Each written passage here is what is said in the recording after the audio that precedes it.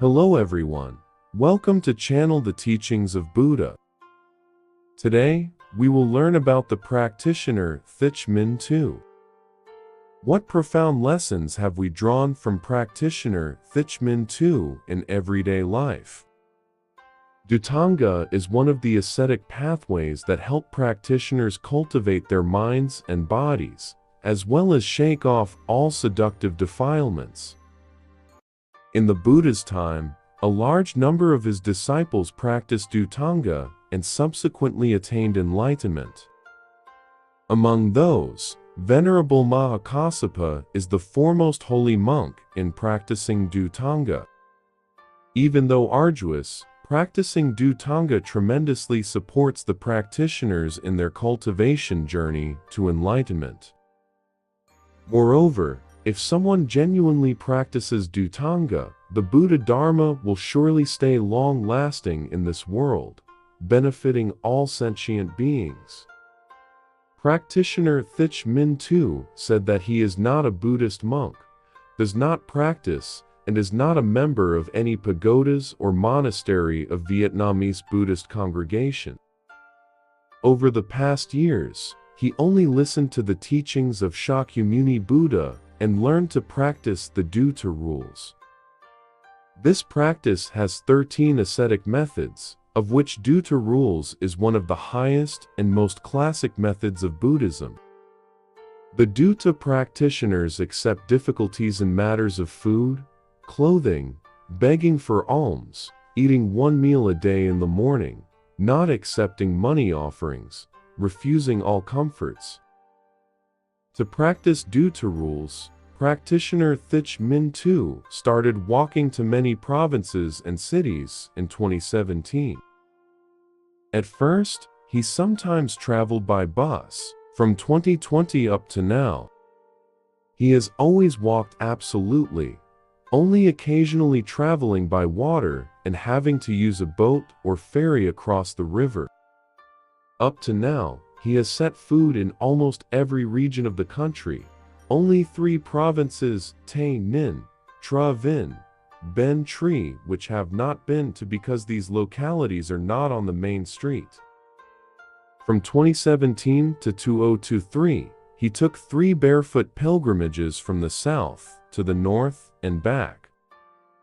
During this period, his alms receiving and pilgrimage practices went smoothly and favorably, and did not cause social disorder. 2024, he made his 4th barefoot journey from Can Hoa province in south-central Vietnam, heading to Cao Bang and Ha Giang provinces in the northern region. Over the past 6 years, practitioner Thich Minh Tue has not contacted his family because he himself practices, so he does not use the phone. However, he said, he always puts his family in his heart, and always remembers his parents' gratitude through prayer. He confided, "I pray for my parents to be safe and lucky. I don't have any property or material things, but I give my relatives the belief that I will never make my parents suffer. For example, things that violate the law." Part 1. What is Dhutanga, the 13 noble ascetic practices praised by the Buddha? 1. Wearing robes of rags. Robes of rags are made of dusting rags sewn together. Those are the remaining pieces of cloth used to wrap the corpses after the cremation and were thrown away in the cemetery or hospitals, etc. Those could also be the rags scattering over the ground after being dragged in by dogs or birds. The ascetics will collect those rags, carefully wash, and then sew them together into a wearable robe. This helps the ascetics be independent of the offerings of the givers. 2. Wearing only 3 robes. A Dhutanga practitioner only possesses 3 robes, namely an outer robe to cover the outside, an upper robe, and an inner garment. Throughout a lifetime as a monk, an ascetic just has those 3 robes which would be mended in case of being torn. He can only change to another when the robes are beyond repair. 3. Living on alms. The Dhutanga practice of living on alms means that an ascetic must hold a bowl to walk for alms mendicancy without waiting for the giver's invitation. Alms round is tremendously beneficial for the mendicants, for example, helping to free their minds from attachment, reduce defilements, eliminate arrogance, cultivate perseverance, tolerate criticism, and especially create opportunities to guide sentient beings into the ocean of the Buddha Dharma. 4. Walking for alms house to house.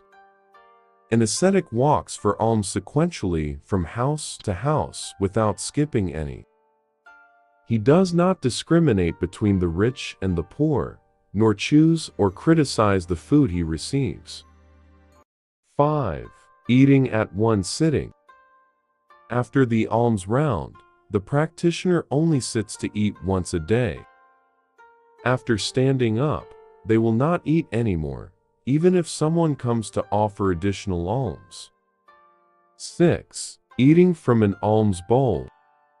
As in the Buddha's time, monks only eat their collected food from their alms bowls.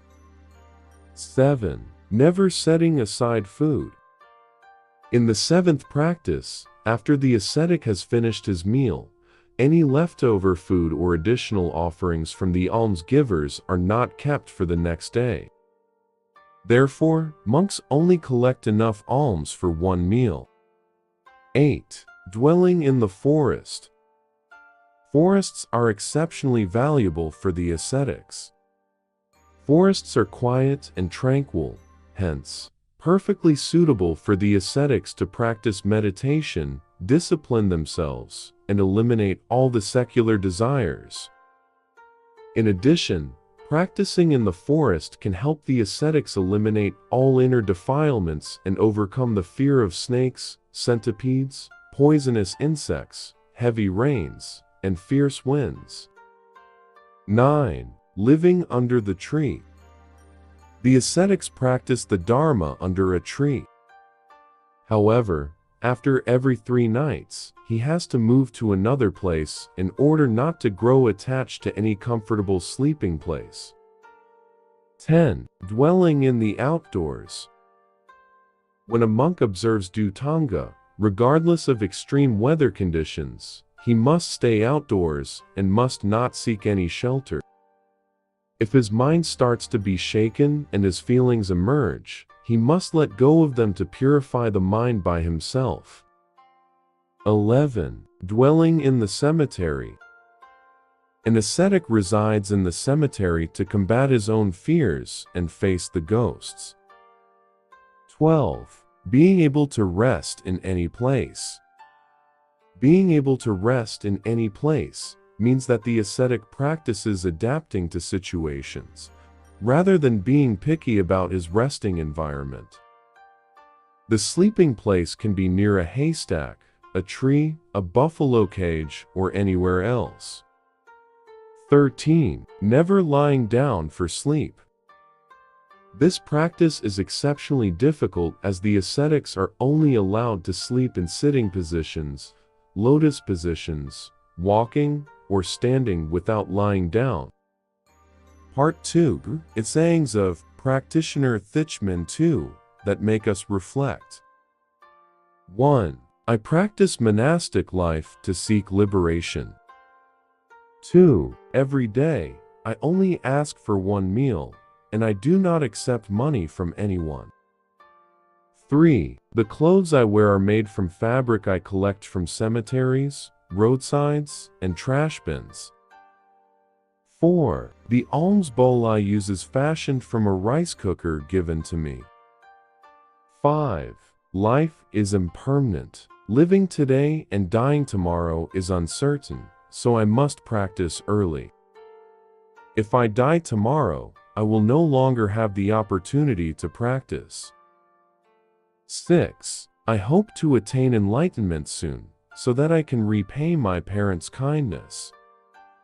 7. Now, I see everyone as my brothers, sisters, and parents. 8. My heart no longer harbors selfishness or hatred. I regard everyone in the world as equal. 9. Now, even if you curse me, I still consider you a friend. 10. If someone hits me, I still wish them well. 11. Everyone should strive to uphold the 5 precepts. Do not kill, do not steal, do not commit adultery, do not lie, do not drink alcohol. 12. I wish happiness upon everyone. 13. Do not bow to me, but bow to the Buddha, Dharma, and Sangha. 14. For me, all walking journeys are not difficult. When moving, if your mind is peaceful and happy, and you can overcome obstacles ahead. 15. My journey is to walk for the rest of my life. The purpose is to convey something, because everything in Buddhism has been taught by Shakyamuni Buddha. I just want to practice the Buddha's teachings to help perfect myself. When walking, I always wish for everyone to be happy and live happily with their family. Part 3. What profound lessons have we drawn from Practitioner Thich Minh Tue in everyday life?